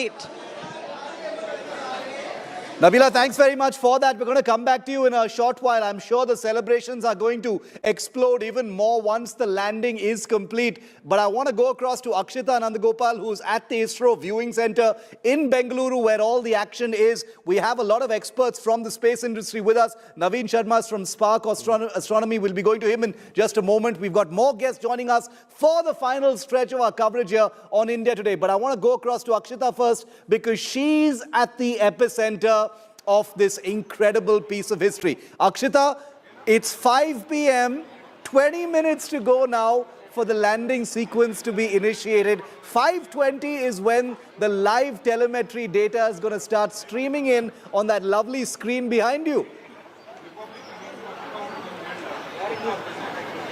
That's right, Shiv, and I can tell you that right now they've started all preparations, clearing up any sort of chairs and all the lights that were put up on the stage, all of that being cleared, because the live streaming will begin here and we're going to be getting you those updates. As soon as it starts, we'll be beaming it live for our viewers as well, because, you'll be able to see live how scientists are reacting. You'll be able to see what really they're doing to track very closely the movement of Chandrayaan-3. I can't believe that the moment has arrived, Shiv, because we've been counting down to this moment for so long now. We're just about 20 minutes away from Chandrayaan-3 actually starting its process of touching down on the south pole of the moon. Through the day, we've had so many interesting discussions about what this will mean for the Indian space story, what this really means as far as moon exploration is concerned. What's the next step for ISRO? Why the south pole of moon? We'll get all of those answers and, of course, much, much more to post 6:04. Just a reminder, 5:20, while you'll be watching it live, Prime Minister Modi, last time around a few years ago, was here personally to be with the ISRO team.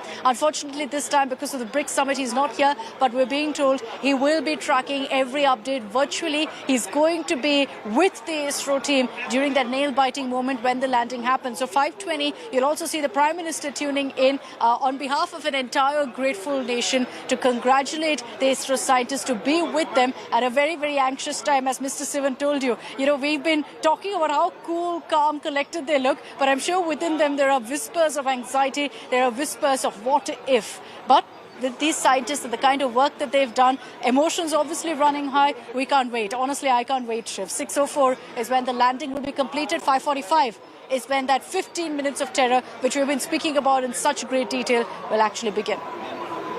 Just to remind all of our viewers, Akshita, stay with me. 18 minutes to go for the landing sequence to be initiated.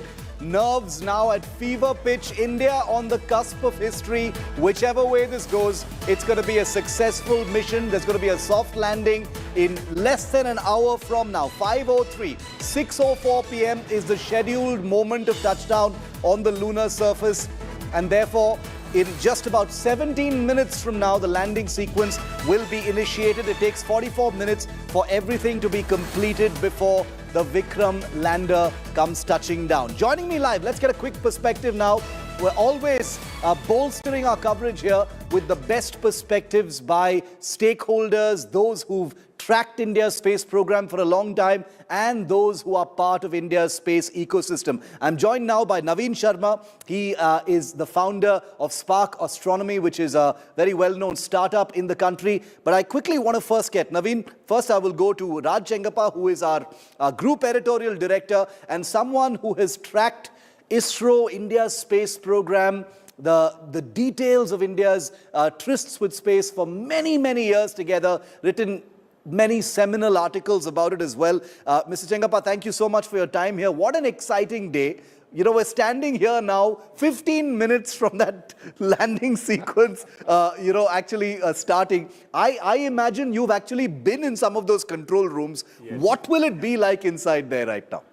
Well, Shiv, you were with me last year. Yeah, last year. 2019, yeah. Let's put it. Like it's 4 years since we watched Chandrayaan-2, and of course, disappointingly, the result didn't come up to our expectations.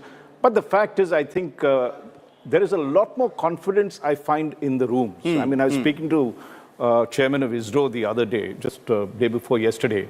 And what came through was that they have learned from that failure. And what they have built in is a lot of redundancies that are there. So if the propulsion system, which is what went wrong, we were watching live at that time, and suddenly the spacecraft started disorienting itself. Yeah. And we thought this was part of the movement till we realized that they'd lost contact. Now, what was the reason? There was apparently an additional thrust. So what they've done in those, they've got 4 major thrusters that are there, apart from 8 control units, attitude and altitude controls. Now, among those 4, there was a malfunctioning happening. So what they've done is they have actually tested all these again. These were all space validated before and made sure that a valve, the slosh, even the liquid in that, made it sluggish, so that it would start not overreact or go beyond the parameters. So if you look at the planning that they've done, I'm just giving one example of the kind of testing that they've done in the last 4 years to ensure that every component. What they've also done is, what they've realized is that the error calculations that we're building. Now, when we start getting initiated, right now, of course, you'll have that. When they get the exact point, the countdown sort of begins. But it's really that 18 minutes that is going to be critical. Now, in the first 11 minutes of that, what they didn't do was that they didn't have instantaneous correction. So if there was an error building, it waited for what was called the camera coastal phase. The coast phase. Which is the by which time phase. it would be too late. By that time, that algorithm that was built into that software was not available for them. So you're saying, so what they're doing now is that they're doing instantaneous correction. And I think the most interesting thing is at each stage they've built this kind of double checks. Let's sum up the thing this way. And this is what Dr. Somnath said. In Chandrayaan 2, they worked on what is called a success-oriented thing. Everything will go well and work the parameters. In Chandrayaan 3, they worked on a failure-based model, which is everything that could go wrong, they tested and made sure that they had redundancies in every respect. Right to the last, which is they have a hazard camera, the hazard detection. So if there's a boulder there and it's come out there, they've got an alternative landing space to move. So I think that's what gives the sort of confidence that this time, we would see a successful landing. Very interesting, very interesting. Live images, by the way, of Dr. Jitendra Singh, Minister of Science and Technology, in the ISRO viewing gallery in Delhi. Remember, there are ISRO viewing galleries in different parts of the country. The main one, of course, is in Bengaluru, where India Today's team is there. Jitendra Singh is the Minister of Science and Tech in the Modi government. He's at the ISRO viewing gallery here in Delhi. I want to quickly bring Naveen also in on this. Naveen, what does today mean for guys like you? You're part of the space ecosystem, so much to achieve, so many youngsters in ISRO. You've also got skin in the game as far as what India can achieve from space programs of this kind. What's going through your mind right now? 10 minutes to go for the landing sequence to initiate. Yes, it's just 10 minutes away and we are so excited for this movement. So, and what sir was talking about, like Dr. Somnath mentioned, in Chandrayaan 2, there was a lot of failures. And this time we are learning from failures and we have double checked everything, right, from all the phases and all. And for education, if I talk about, like earlier, nobody was known about ISRO and all this. Everybody was talking about NASA. But now ISRO has set up something different and it's on the top of the world, The first country who is going on to the South Pole, and we have so much to talk about. Now people know about, and everybody know about ISRO. So that's going to be a new feature. It's going to be a new feature, and ISRO is one of the most well-regarded space organizations in the world. The cost effectiveness of a space program of this kind is unparalleled, and I don't use that phrase lightly, because even if you look at the numbers, and we've been putting those numbers on our screen all day today, the budget for the Chandrayaan 3 program is less than the budget used for the film Interstellar. People have been saying that all day today, but what a lovely factoid. An actual space program cheaper than a Hollywood movie. I think nothing could be a greater tribute to the economies, the cost effectiveness that ISRO has brought to a world-class mission, which is the pride of the country and the admiration of the world. I also want to remind you that while Dr. Jitendra Singh, the Union Minister for Science and Technology, is watching the live proceedings from Delhi, India's Prime Minister is in Johannesburg, remember, for the BRICS Summit. And he, we are told, is going to be watching all the live data, the telemetry data, the first visuals that come in. He's going to have a screen there in Johannesburg as well. I don't know yet if we're going to, get to see the Prime Minister watching. Hopefully, maybe they'll send us a picture or two from the Prime Minister's office to share with all of our viewers. But remember, the Prime Minister was there in 2019 when Raj sir and I were in Bengaluru, that famous moment where he had hugged K. Sivan, the then ISRO chief as well. We spoke to the ex-ISRO chief, and he's full of confidence this time. Many of the things that Mr. Chengappa just said, he also echoed. But lots of reactions coming in. We're standing at 5:10 now. 10 minutes to go for that landing sequence to kick off. Lots of reactions coming in. Many celebrities also taking time out to tell us what they have on their minds right now and to wish Chandrayaan well. Listen in.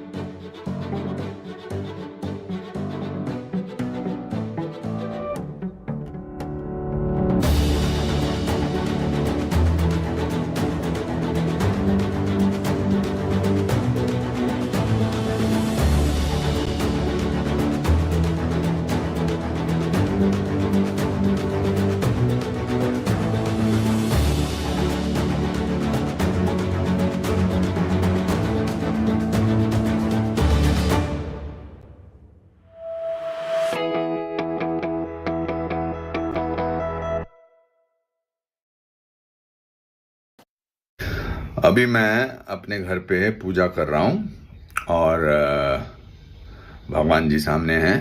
ये देखिए, ये मेरा मंदिर है और ये पूजा आज की जो है ये चंद्रयान की सेफ लैंडिंग के लिए है। और मैं सभी भारतवासियों को अभी से ही शुभकामनाएं देना चाहता हूं और बधाई देना चाहता हूं कि आज 6:04 पर भारत इतिहास रचेगा और हमारा जो चंद्रयान 3 है वो मून पर के साउथ उस तरफ लैंड करेगा। For India and a proud moment for each and every Indian. The kind of you feel that pride in your heart, and as an Indian, all of us, I think, right now, we're waiting to watch it. A lot of people are going to be glued watching it, and I'm going to be doing that with my boys as well, with bated breath.